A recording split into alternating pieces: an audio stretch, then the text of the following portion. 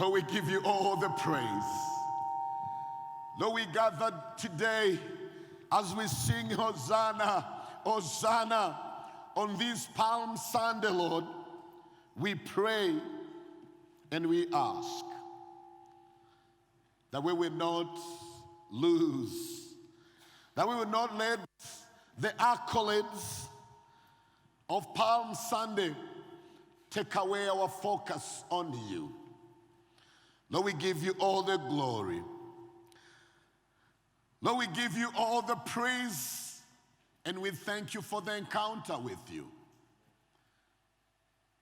Lord, as you walked and as people brought their palms, and as you rode on that donkey, Lord, and as people shouted, Hosanna, Hosanna, Hosanna, today we don't want to be like your disciples who did not see the moment, who missed the opportunity to connect it with your Lordship. Lord, we want to put our focus on you. In Jesus' name we pray. Amen. Welcome back to Harvest, Bahoko, a church for you and your family, a church for me and my family. At Harvest, we care for you and your family because at Harvest, we are family. So I want to welcome you, you who are following us online and those who are here in service live. I want you to know that we are glad that you are here. And we are so happy. And we want to give God a big hand for allowing us to come and meet him. So would you please turn to your neighbor and tell them Happy Palm Sunday. Happy Palm Sunday. And if you can continue to smile at them, and even those who are following us online, if you're at the comfort of your living room and you have some people with you, please let them know that we love them and tell them Happy Palm Sunday. And if you can still smile, let them know that you're happy they're here. Tell them, I'm glad you're here this morning. Tell them, just look at them. If you just try and smile, look good in church. Try and smile and tell them, I am glad you are here. So I'm glad you're here with us today, and there's no better place you would rather be than being here in the presence of God. So if you are new to our church, I want you to know how grateful we are for you to be here with us. And here you are, as you have already been told, we exist to glorify God through the fulfillment of the Great Commission in the spirit of the Great Commandment. We want you to know that you are loved. And because one of the things that they told you is that we are built on Christ, we are a Christ-believing church, a Christ-exalting church, Bible-believing, Bible-preaching. That's why I want you to take your Bible and you turn with me to the book of John. This morning, I want us to go to the book of John. So if you can take your Bible and turn with me to the book of John. And today, I want us to read in John chapter 12. I want us to get to chapter 12 and then I'm going to read from verse 12 to 18. And I'm going to read in ESV. So we can continue to worship God by listening to his word. So if you're there with me, we can read together. So I'm going to read, and my version is ESV, so I'm going to read together. And this is about the triumphal entry of Jesus Christ. So I'm going to read. Let's read together. The next day, the large crowd that had come to the feast heard that Jesus was coming to Jerusalem. So they took branches of palm trees and went out to meet him, crying out, Hosanna! Blessed is he who comes in the name of the Lord, even the King of Israel. And Jesus found a young donkey and sat on it, just as it is written, Fear not, daughter of Zion. Behold, your king is coming, sitting on a donkey's colt. Verse 16. And I want you to take close attention to this verse. His disciples did not understand these things at first. His disciples did not understand these things at first, but when Jesus was glorified then, they remembered that these things had been written about him and had been done to him. The crowd that had been with him when he called Lazarus out of the tomb and raised him from the dead continued to bear witness. The reason why the crowd went to meet him was that he had done the sign. So the Pharisees said to one another, You see that you gaining nothing? Look, the world has gone after him. Father, we thank you for your word. Thank you for the opportunity we have to be a people that have been purchased by your blood. Lord, as we look back at your triumphal entry into Jerusalem, Lord, we want to pray that today the accolades and the palms and the singing will not take away our focus from you. We don't want to be like the disciples. We don't want to miss it, Lord. Help us to keep our focus on you. In Jesus' name we pray. Amen. Amen. Tell your neighbor, are you still alive? Are you still alive? Tell them, are you awake? Are you awake? All right. So today, I want to say, focus on Jesus. Do not miss him. Do not let the accolades of the triumphal entry on Palm Sunday make you miss the essence of it. Focus on Jesus. So what am I saying with those many words?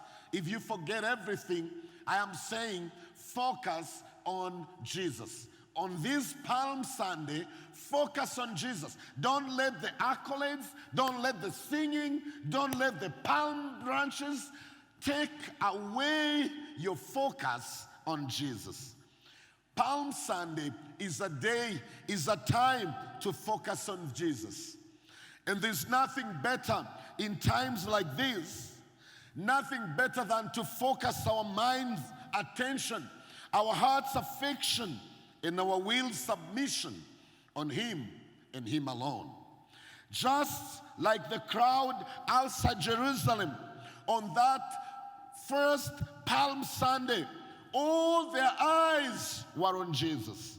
And I would like to have our attention on this Palm Sunday, this Easter season, also as we Rwandans and the entire world join to commemorate the season of remembering the genocide against the Tutsi. I would love you to ask you that we put our focus on Jesus Christ. Let us not miss Jesus during this season. I pray and hope that this will be a season to redirect our attention and set our minds on things above instead of things below. Don't miss that, and don't miss him. Open up your heart and let the sun shine in.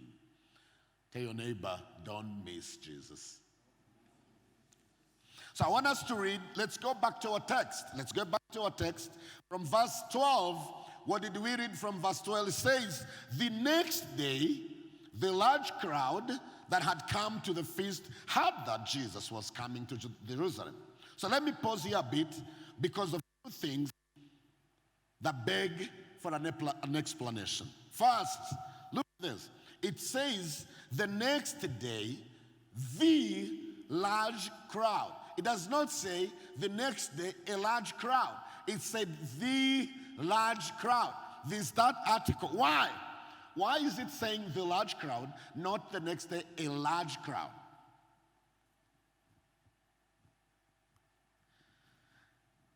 First is the large crowd. The large crowd as opposed to a large crowd is referring to the same crowd that gathered in Bethany to see Jesus and Lazarus. So that's why they're saying the crowd. So it is the crowd. It is that same crowd that had gathered to see Jesus and Lazarus, who had been risen from the tomb, whom Jesus had commanded and said, get out, come out. And it's large because this was during the Feast of Unleavened Bread, just preceding the Passover. The Israel Passover. The Passover was one of the three major feasts in ancient Israel. So many people went up from the country to Jerusalem. So they came from the villages and came in the city because of the Passover. The second phrase that I just want to pause at, still in verse 12, it says the next day. The next day. This phrase, the next day, is what makes us know that this event happened on a Sunday. That's why Palm Sunday is always on a Sunday. Because the event in verse 1, if you go to chapter 12, verse 1, they happened, happened on Saturday, which was 6 days before the Passover. That's what the scriptures say. So the crowd that was there in Bethany to see Jesus and Lazarus, to witness that miracle, that was on Saturday. Then the next day, which is Sunday, that's why every year we have a Palm Sunday. It doesn't change. This is the text that makes us know that it was on a Sunday. It has to be a Sunday. So the next day. So it happens Palm Sunday. So verse 13, they heard that Jesus was coming to Jerusalem. So they took branches of palm trees and went out to meet him, crying out, Hosanna, blessed is he who comes in the name of the Lord, even the King of Israel. Jesus found a young donkey and sat on it, just as it is written, verse 15, fear not, daughter of Zion, behold, your king is coming, sitting on a donkey's colt. Verse 16, his disciples, I want you to underline that, his disciples did not understand these things at first.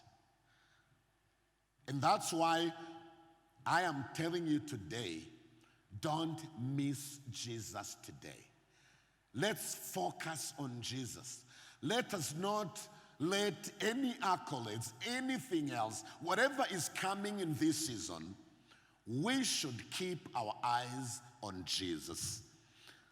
Look at this. But when Jesus was glorified, when he was, glorified means when he was resurrected and ascended, right? That's what it means. Then they remembered that these things had been written about him and had been done to him. Then they understood. But in the midst of it all, they missed it. His disciples did not understand these things at first. And that's why I'm telling you, don't miss it. Focus on Jesus, even during this season, the Easter season, the season we're getting into, the memorial season. Focus on Jesus. The disciples missed the meaning of Palm Sunday. They missed the importance of it. Was it because they were so close to the trees they couldn't see the forest?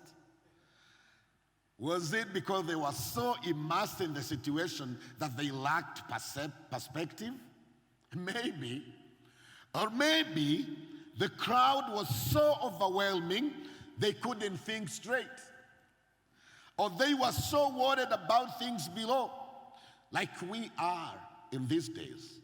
The things above were moved.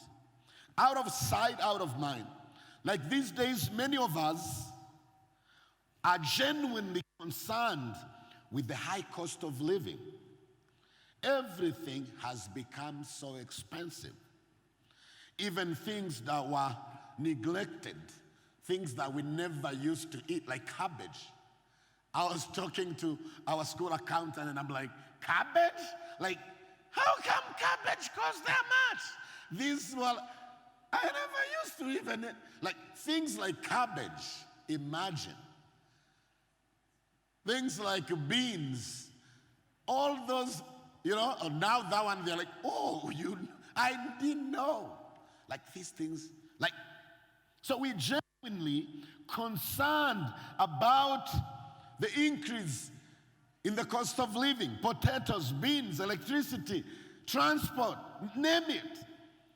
Expensive than any other time.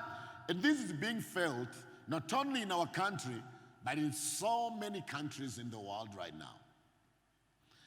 And also, as I said before, as we enter the season to remember our worst phase of history that culminated with the genocide, it will bring so many hard memories to so many people. And the possibility of missing Jesus both today and during this Easter season are high.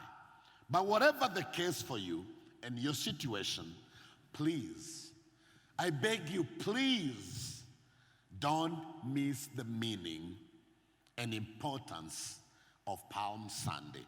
Don't miss it. Don't miss it, especially what it says about Jesus. Don't miss the fact that, number one, Palm Sunday says that Jesus is the Messiah. That was the message. The first characteristics of Jesus that Palm Sunday is intended to convey, is intended to explain, is intended to tell you, to teach you, and to remind of us, and I can't wait to lay it out for you, is that Jesus is the anointed one of God. That's what the Messiah means, the anointed one. And that's a concept all over the Bible, starting with the messianic prophecies that are described in the Old Testament. You could even say it's the primary themes of the Old Testament. It tells us that the Messiah will be like Adam, having dominion over all the earth. That's Genesis. Psalms, it will be like Moses, who leads and instructs his people. And the Messiah will be like David, who rules a kingdom. Even much more than that, because also if you go back to Genesis, the Messiah comes from the seed of the woman and crushes Satan. That's Genesis 3:15. And in the Psalms, he is king over all. Psalms 110, I love the Psalm 110. When you go to Isaiah, he is the suffering servant and a victorious conqueror. And a righteous branch coming from the devastated stump of God's people. In Daniel, Jesus is the Son of Man, fully human, but coming from heaven. Daniel 7:9-14. And the anointed prince who would forgive sin, instill righteousness, and judge the world. That's Daniel 9:24-27. So, what am I saying? I'm saying that the messianic theme is all over the Old Testament, prophesying and foreshadowing an amazing figure who is able to accomplish every last part. And in the New Testament, we find out that Messiah that was prophesied about is Jesus. Amen? That Messiah is Jesus. He is the anointed one of God. He is the chosen, empowered, and set apart for special use. Don't miss that. You may say, okay, Pastor John, But that's the Old Testament. Do we have the same in the New Testament? I mean, is Jesus called the Messiah somewhere in the New Testament? And my answer is a big yes. Because let me remind us of Andrew. You know, if you remember Andrew, one of the 12 disciples of Jesus, in John 1 verse 41, when he said to Apostle Peter, he said, "We have found the Messiah." And later on, Apostle Peter himself confessed to Jesus in Matthew 16:16, when he said to Jesus, "Jesus, you are the Christ, the Son of the living God." And also for the ladies in the house, I want to remind you of Martha. If you remember Martha, when she too confessed to Jesus in John chapter 11 verse 27, when she said, "I believe that you are the Christ." Because, you know, it's the same thing, because Christ means Messiah. Christ is the English word for Christos. And Christos is the Greek equivalent of the Messiah in Hebrew. So, Christ and Messiah are synonymous. It's that simple and clear. It's not just that Jesus was called the Messiah in the New Testament. He became synonymous with the Messiah. So much that after his resurrection, after he was glorified, the apostles in the early church began using the title as part of his name. So they dropped the article "the" and called him Jesus Christ. When we say Jesus Christ, we're actually saying Jesus the Messiah. Jesus Messiah. Just like the old, I want to remind you, don't miss it. Don't miss him. Jesus is the anointed one, and Jesus is the Christ. And don't miss his salvation like the disciples did. They didn't realize that the words being ascribed to Jesus by the crowd were legitimate. The crowds were more theological. They were more prophesying, more revealing than the disciples. Because look at verse 13. They were singing, "Hosanna," they shouted. "Blessed is he who comes in the name of the Lord." These words were not their words. These were straight from a messianic psalm, word for word. And the disciples must have been thinking, no way. There's no way that applies to you. Maybe they were putting their theology up. No, that's a Messiah. Because the scripture says they did not understand till he was glorified.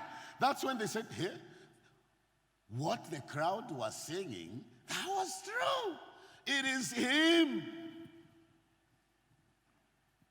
What they didn't understand is that Hosanna is a Hebrew word that means savers. A word over time that is called one who saved, or Jesus the Savior. It's a messianic reference that they didn't connect to Jesus at that time. As in the next phrase, "Blessed is who comes in the name of the Lord," or "Praise you because we see you as coming in God's name."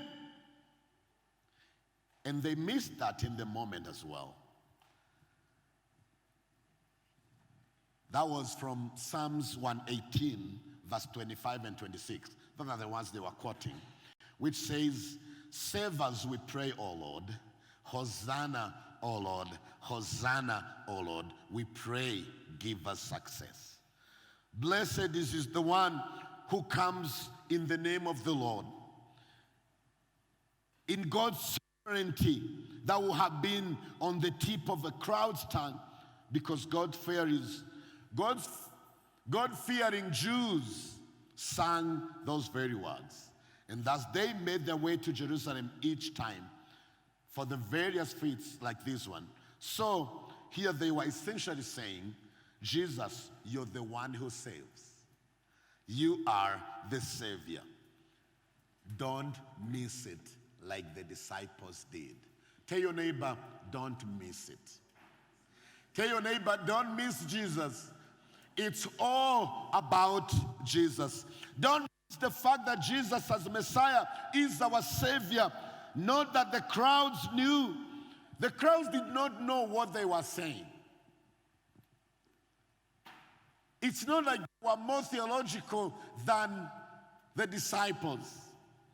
They were probably thinking he was an earthly king, an earthly deliverer, one who would restore the nation state of Israel. They did not know that he was coming to establish a completely new Israel, a spiritual Israel. But at least they saw him as the Messiah.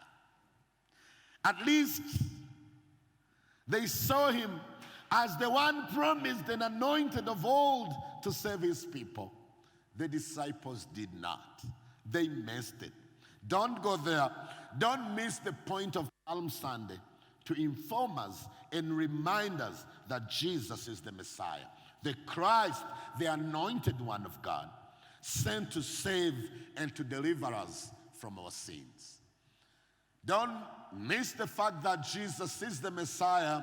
Number two, don't miss the fact that Jesus is Lord. Don't miss the fact that Jesus is the Messiah. Don't miss the fact that Jesus is the Lord. So that's the second characteristic of Jesus that Palm Sunday is intended to convey. He is Lord. He is the Master. He is our leader. He is our ruler. He is the authority. It's implied by the power the crowd attributed to him, the title they gave to him, and the scripture he fulfilled, the prophecy he fulfilled. First, the power attributed to him. Jesus is the Lord because of his power. It's conveyed by the shouts of the crowd and the phrase, "Blessed is he who comes in the name of the Lord." Not only representing God, but implying that he has all the power and authority of God. The full backing of heaven behind him. Jesus is Lord because of his power. He's Lord because of his title. The label they gave him, King of Israel. Verse 13b. Let's get back to the scripture. Verse 13b says, "Blessed is he who comes in the name of the Lord, even King of Israel." He's not just backed with power and authority. He has power and authority because he is the rightful king, the rightful ruler of his people. That's the implication of saying he is the King of Israel. The question you may be asking is, who is Israel? Who is Jesus king of? Does that apply now? Or is he just the king of the Israelites? And the answer is, he is the king of us believers, the church. Jesus is our king. The Bible says in Galatians 6, verse 16, it says, we are the Israel of God. Also, if you read your scriptures in Galatians 3, verse 7, it says, those of faith are sons of Abraham. Faith in Jesus, and only those of faith. For not all who are descendants from Israel belong to the spiritual Israel. Romans 9, verse 6 says, only the children of promise do. It goes on to say, only those who are saved and promised eternal life. Or maybe as Paul stated it clearly in Galatians 3, if you are Christ's, then you are Abraham's offspring. You are the New Testament Israel.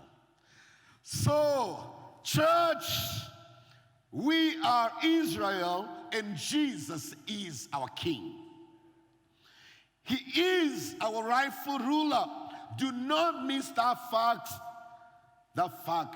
that Jesus is Lord, because of the title sent to him on Palm Sunday. And he is Lord because of his fulfillment. The scripture he fulfilled, which refers to the prophecy of Prophet Zechariah. If you can remember Prophet Zechariah in the Old Testament, that's what is being quoted in verse 14 of John 12. Jesus found a young donkey and sat on it, just as it is written. If you can read in Zechariah chapter 9, verse 9, it will be the same text that is on verse 15. So, fear not, daughter of Zion, people of Jerusalem, because he sat on Mount Zion. Behold, your king is coming, sitting on a donkey's colt. Jesus is Lord because he fulfilled the scriptures. And not only because he rode a donkey, but as Zechariah also said, because he's righteous and has salvation. Zechariah 9:9. Rejoice greatly, O daughter of Zion. Shout aloud, O daughter of Jerusalem. Behold, your king is coming to you.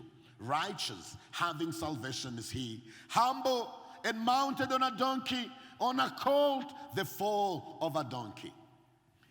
Jesus is Lord because of the power he has, the title he has, and the scripture he fulfilled.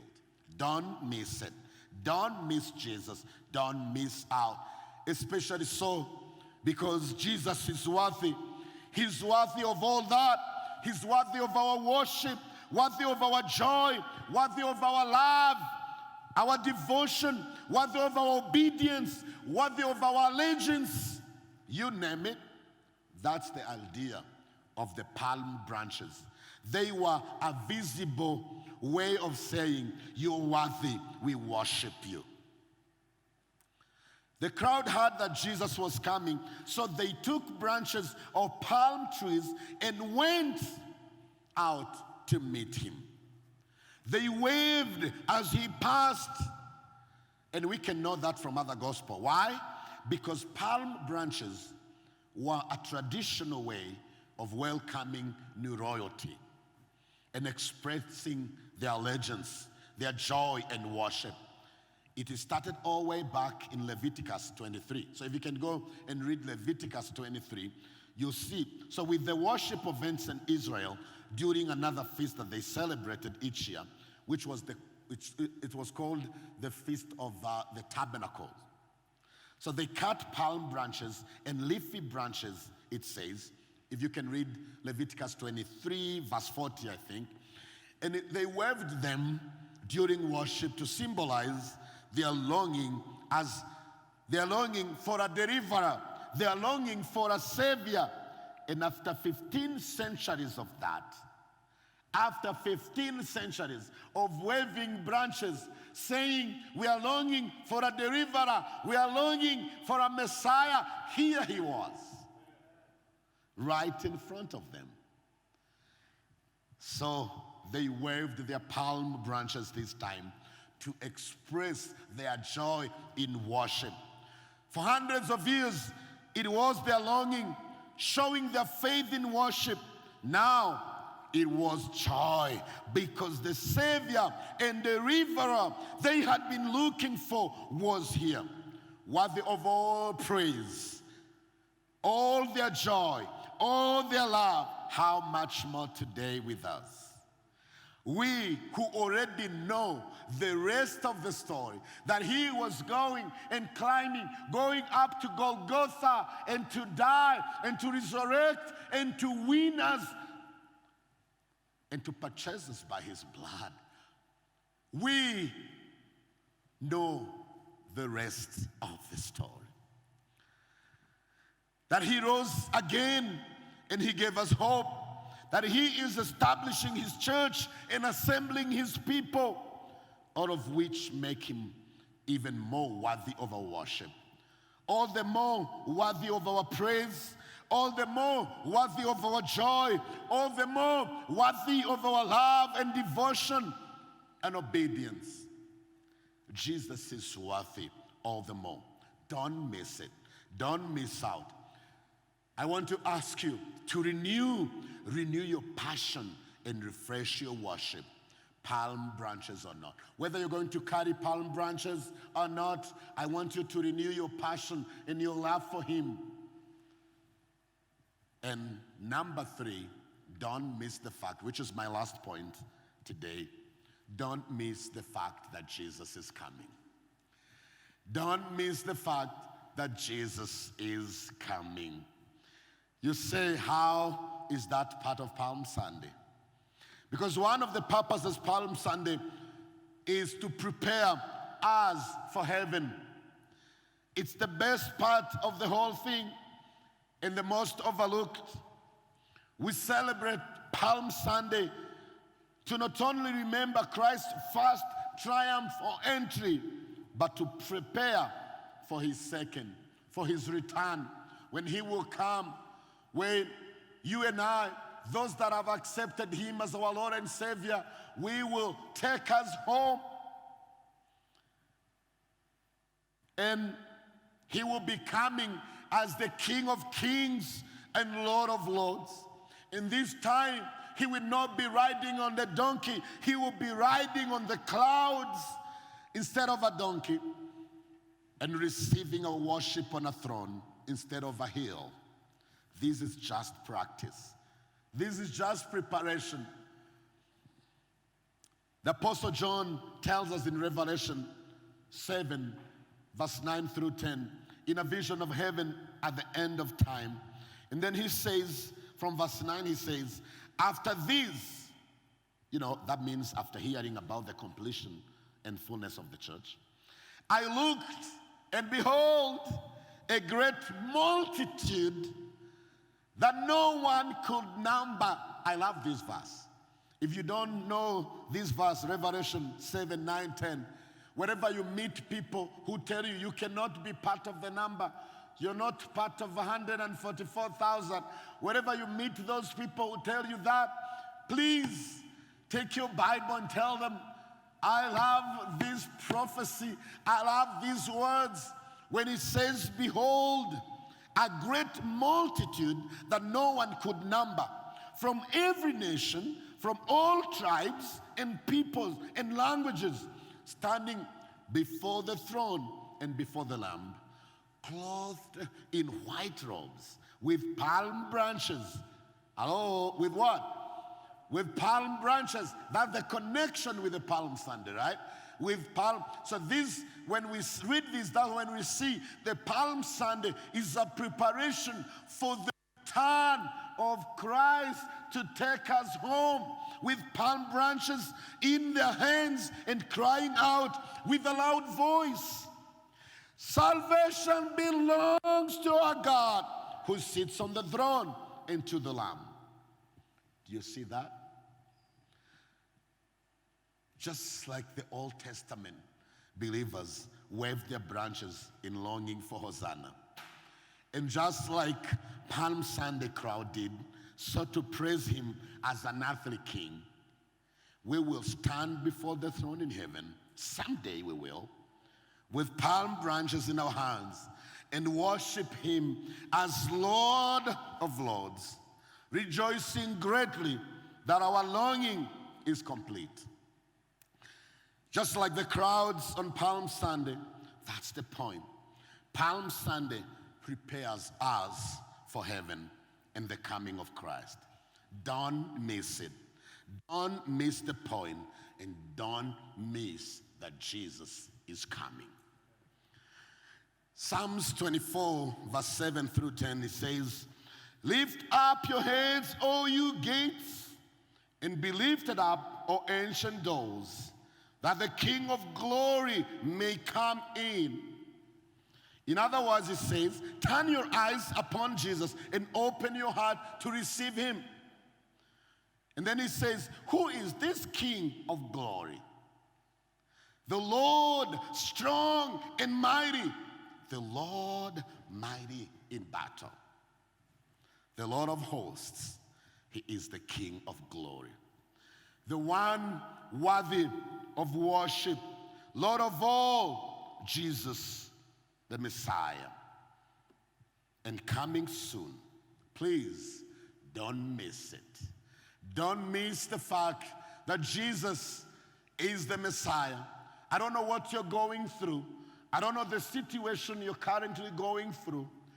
I don't know how the season of Easter and the memorial, how it's going to go, whatever memories it's going to bring.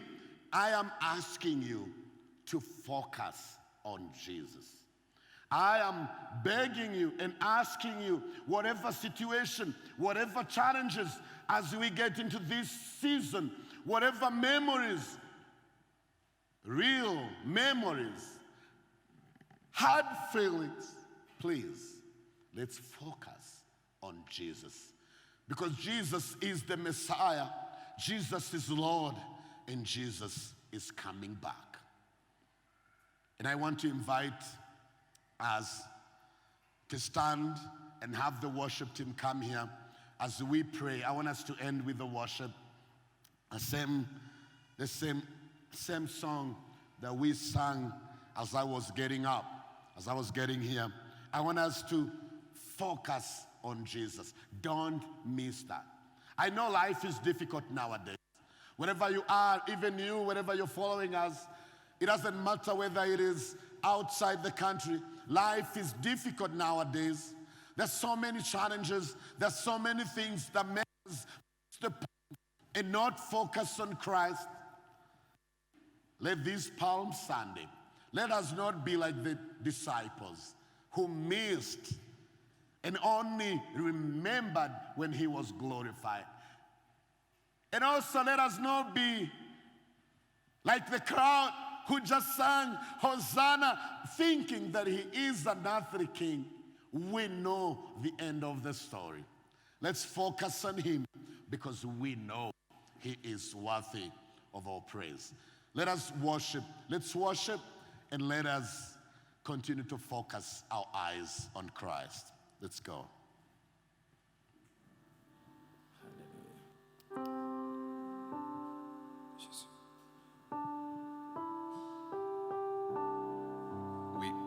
Same song with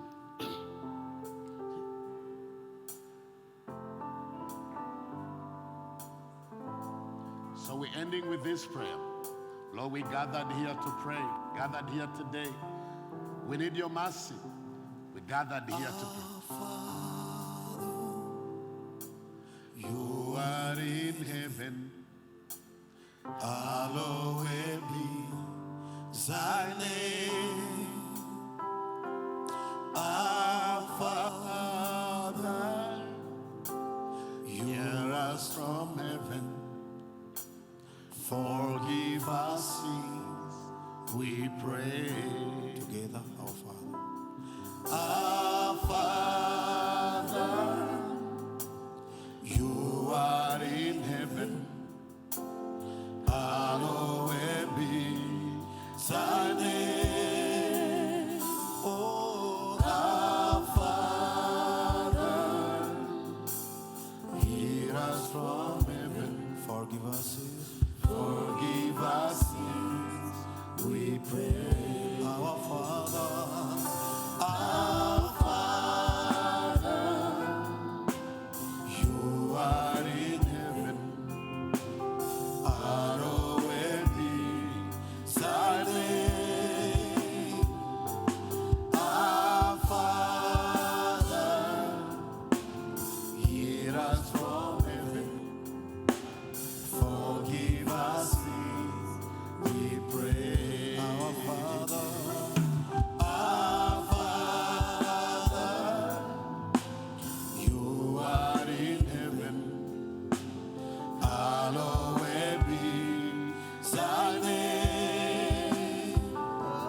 Our Father, hear us from heaven. Forgive our sins. Forgive our sins, we pray. Forgive our sins. Forgive our sins, we pray. Forgive our sins. Forgive our sins, we pray. Jesus, you are worthy. You're worthy to receive all power and wisdom and might and honor. Lord, we thank you for meeting us in your word. Lord, we ask that you will help each one of us to not miss you during Sunday, this Easter season, and the seasons. That Lord, our focus will be in you, that we will not forget that, Lord, you are worthy, that you are our Lord, that you are Messiah, and that you are coming again. So Lord, we pray that you fill each and every one of us with your word. May your word transform us. Forgive us, Lord, we pray. Forgive us for the times that we have kept off you and focused on things below. Forgive us, Lord, for the many times that we have put our allegiance on earthly powers instead of putting our allegiance on you. Forgive us, Lord, for the times that we have focused on other sources for provision. Lord, we surrender our lives to you. Lord, we fully surrender to you, to your lordship, to your leadership, to your authority. Lord, this week, as your people engage in different sectors, different spheres of the world, Lord, we pray that wherever your people will stand, they will make a difference. That whatever words they speak will be words of life. That whatever work and job that their hands are going to touch, that you are going to bless it, that you're going to grow it, that you're going to give them ideas that will generate into big projects that will transform this world for you. Lord, we ask, may you go with us, guide us each step of the way, from Monday, Tuesday, Wednesday, Thursday, Friday, Saturday, and Sunday, each day, each hour, Lord. We want to be under your authority. Bless your people as we scatter as a church. In Jesus' name, amen. May you go in peace. You're loved. You're loved, church. Go in peace. You're loved. And all of you online, you're loved. God bless you. And thank you for worshiping with us. You're loved.